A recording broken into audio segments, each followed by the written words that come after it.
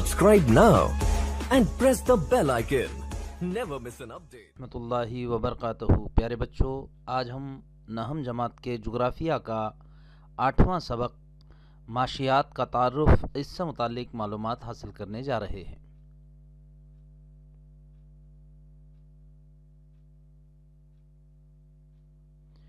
माशियात या इक़्तिसादियात समाजी उलूम की एक शाख है जिसमें कलील मादी वसाइल व पैदावार की तकसीम और उनकी तलब वरसत का मुताला किया जाता है। अरबी और फ़ारसी में रायज इस्तिलाह इक़्तिसादियात उर्दू में माशियात के मुतरादिफ के तौर पर भी इस्तेमाल होती रही है। माशियात का लफ्ज़ यूनानी ज़बान के लफ्ज़ ओइकोनोमीज़ा के से बना है, जिसके मानी ख़ानदानी इंतज़ामिया के कहते हैं। यहाँ नीचे तस्वीर नज़र आ रही है। Economics derived from ओइकोनोमिया। ओइको यानी ख़ानदानी, नोमिया इंतज़ामिया, ओइकोनोमीज़ा ये ख़ानदानी इंतज़ामिया। तारीफ़: माशियात से मुराद वो साइंस है जो तबादले से मुताल्लिक़ क़वानीन को कंट्रोल करती है। दूसरे अल्फाज में इसका मतलब ये निकलता है कि क़वानीन बनाने वाले लेन देन और दौलत की मुंतक़ली पर कंट्रोल रखते हैं। दरअसल इंसान की ख्वाहिशात बेशुमार हैं, लेकिन उन्हें पूरा करने के ज़राए थोड़े हैं। लिहाजा उसे ये मसला दरपेश होता है कि वो अपनी ख्वाहिशात को इस कलील ज़राए से कैसे पूरा करे। गोया उसे बेशुमार ख्वाहिशात में इंतखाब और ज़राए में किफ़ायत करनी पड़ती है। इंसानी तर्ज़ अमल के इस पहलू के मुताल्ले का नाम माशियात है।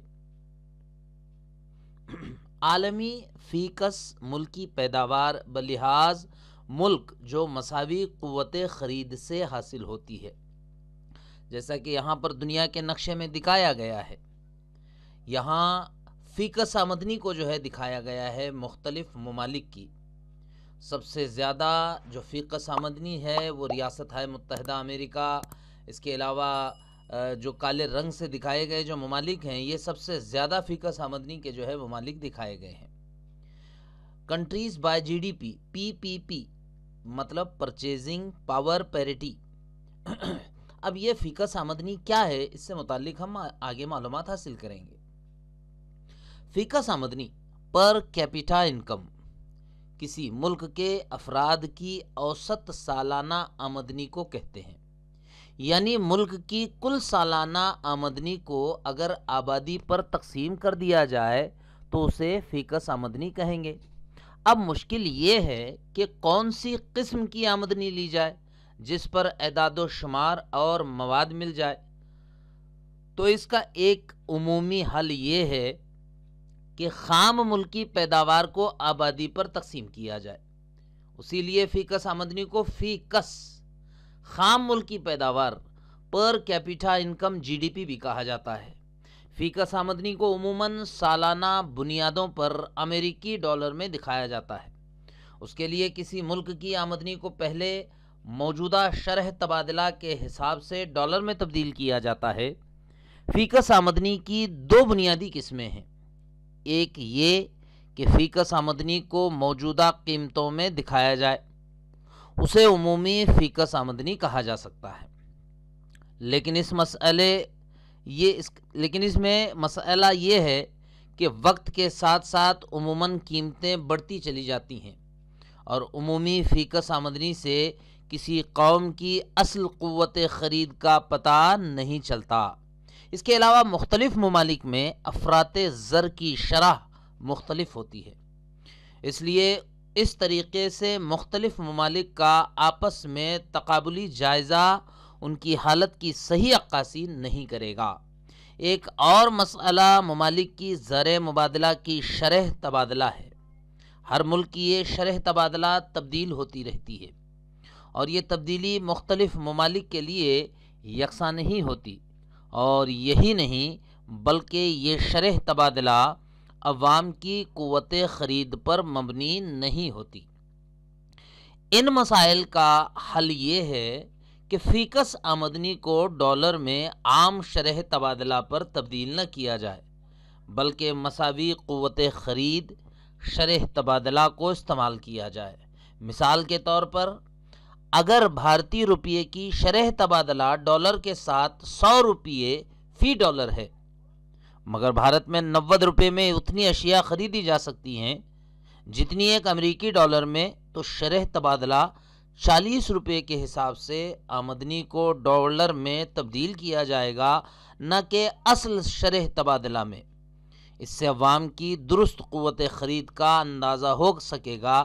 اس طریقے سے حاصل کردہ فی کس آمدنی کو مساوی قوت خرید فی کس آمدنی کہا جا سکتا ہے۔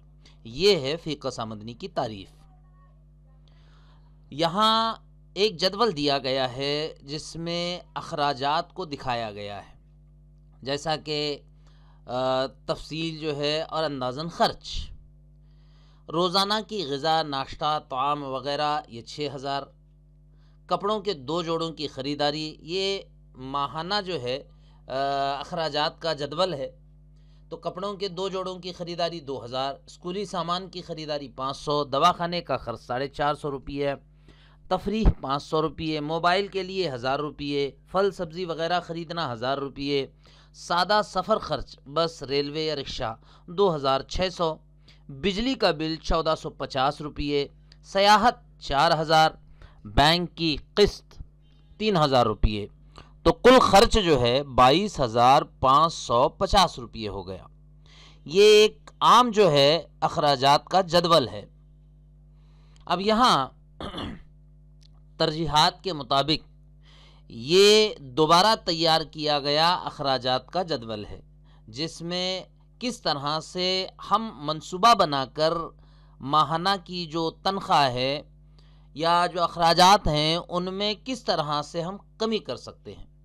جیسا کہ روزانہ کی غذا، اس سے قبل جو ہے ہم نے جو سلائیڈ دیکھی یا جو اس سے قبل جو ہم نے جدول دیکھا، اس میں 22550 روپیے جو ہے خرچ جو ہے دکھایا گیا ہے، لیکن یہاں جو ہے ترجیح کر کے دوبارہ جو ہے یہ جدول تیار کیا گیا ہے جس میں خرچ 22550 نہیں بلکہ صرف 20000 نظر آ رہا ہے، یعنی 2500 روپیے کی جو ہے یہاں بچت کی گئی ہے۔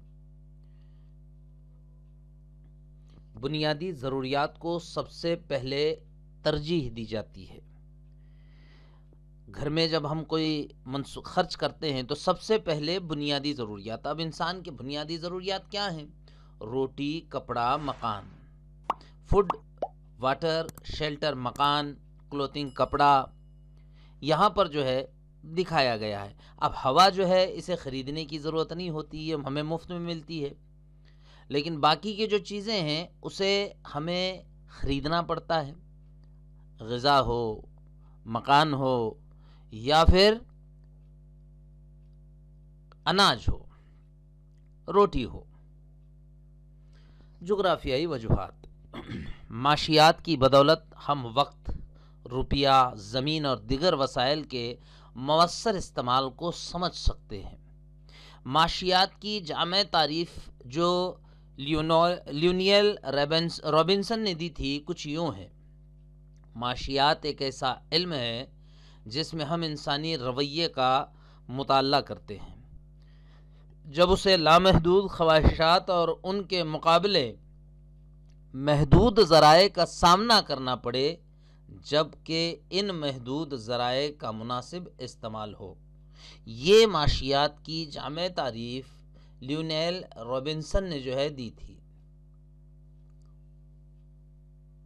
یہ ہے لیونیل رابنسن کی جو ہے تصویر، جو ایک ماہر معاشیات ہیں۔ دراصل انسان کی خواہشات بے شمار ہیں، لیکن انہیں مکمل کرنے کے ذرائع محدود ہیں، لہٰذا اسے یہ مسئلہ درپیش ہوتا ہے کہ وہ اپنی خواہشات کو موجود جو قلیل ذرائع ہیں اس سے کیسے پورا کرے۔ گویا اسے بے شمار خواہشات میں انتخاب اور ذرائع میں کفایت کرنی پڑتی ہے۔ انسانی طرز عمل کے اس پہلو کے مطالعے کا نام معاشیات ہے۔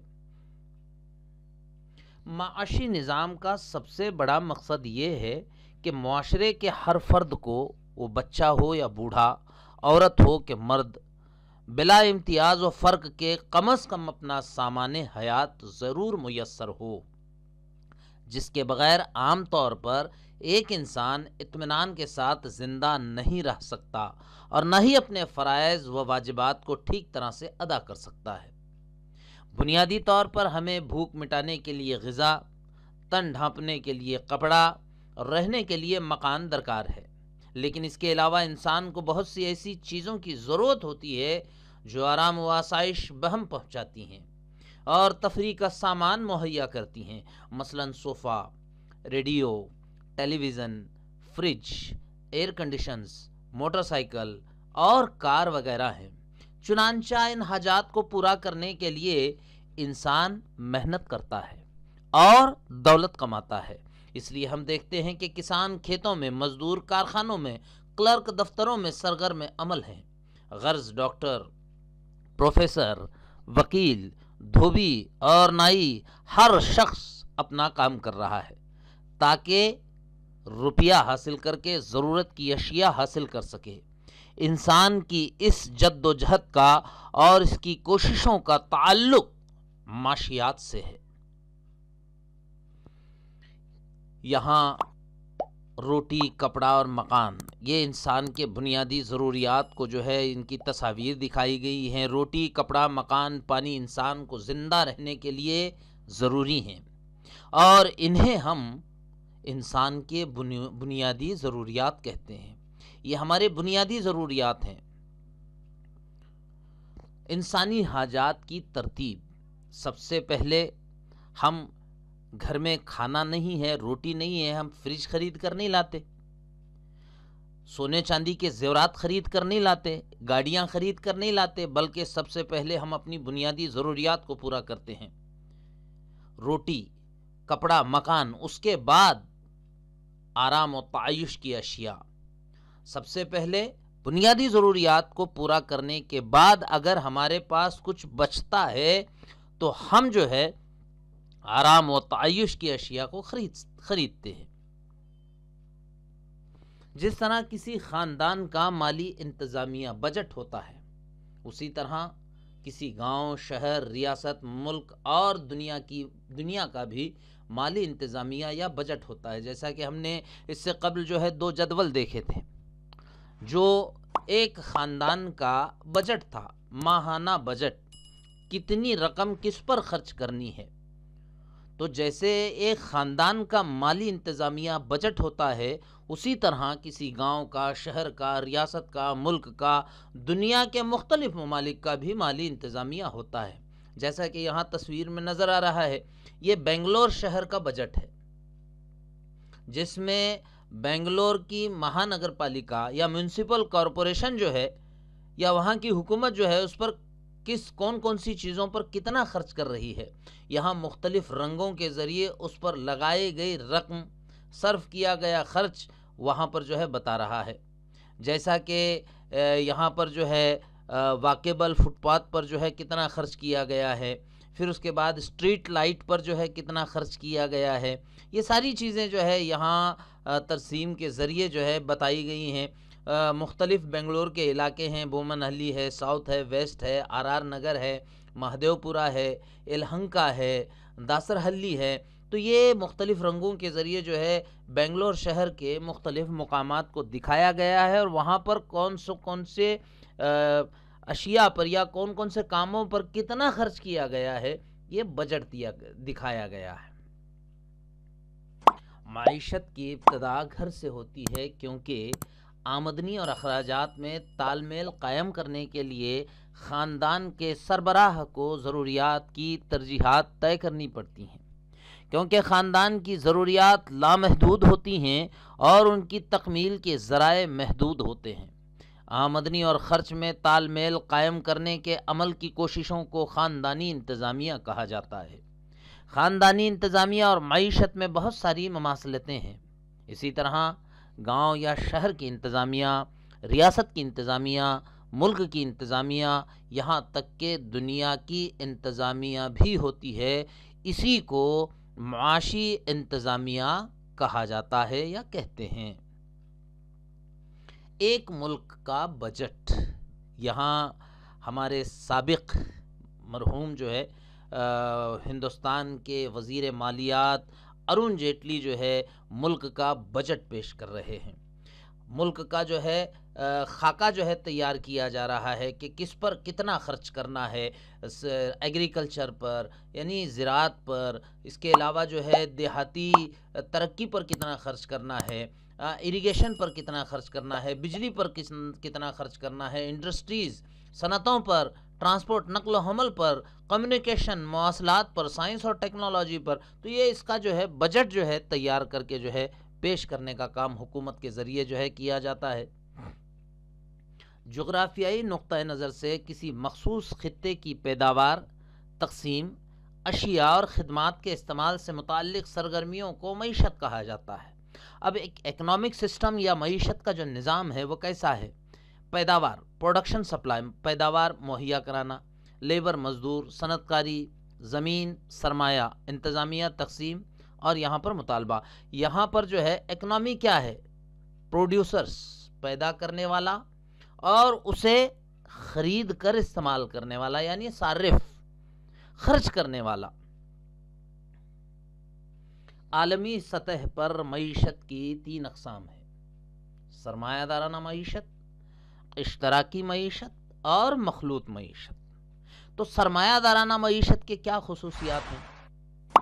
سرمایہ دارانہ معیشت پیداواری وسائل نجی فرد یا افراد کی ملکیت میں ہوتے ہیں۔ پیداوار کا مقصد سرمایہ دارانہ معیشت میں زیادہ سے زیادہ منافع حاصل کرنا ہے۔